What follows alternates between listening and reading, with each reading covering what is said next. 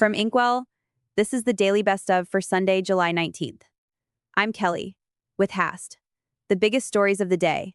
What held, what moved. The United States carried out its ninth consecutive night of strikes on Iran overnight. Iranian state media reported blasts into Tabriz in the far north and Chabahar on the southern coast near the Pakistani border. The geographic spread suggests the targeting has moved well beyond the nuclear and military sites struck in the first days of the campaign. The spread matters structurally. Strikes this far apart are not one theater, they are a pressure campaign across the entire country. The coverage has largely stayed on the military dimension. The economic and civilian infrastructure questions, ports, supply chains, the Chabahar corridor that India and Central Asia depend on, have gotten very little room. A U.S. soldier was killed in Iraq during what the military described as a controlled detonation of a captured Iranian drone. The Pentagon confirmed the death brings the total number of American service members killed since the start of the U.S.-Israel war on Iran to 17. That number has accumulated with very little sustained coverage. 17 deaths across what is now 9 days. The pace is slow enough that each incident gets a brief filing and moves off the front.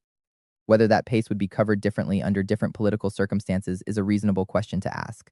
Inside Iran, Supreme Leader Khamenei issued a decree calling for what he termed sacred unity, urging calm amid internal political fractures. The decree came after hardline factions within the government publicly accused officials of treason for signing a memorandum of understanding with the United States earlier this month. The detail worth holding on to is the MOU. Iran signed a document with the US, hardliners called it treason, and now the supreme leader is having to manage the fallout domestically, while the strikes continue. That is not a stable internal picture, and most coverage has framed the conflict as entirely bilateral between Washington and Tehran, without accounting for the factionalism inside Iran that is actively shaping its decisions. ICE will now require its officers to wear body cameras during vehicle stops. The policy change follows two back-to-back fatal shootings involving ICE officers during traffic enforcement operations. The structural note here is that body camera requirements at the federal immigration enforcement level are new territory. Local and municipal police departments have been under this kind of accountability pressure for years.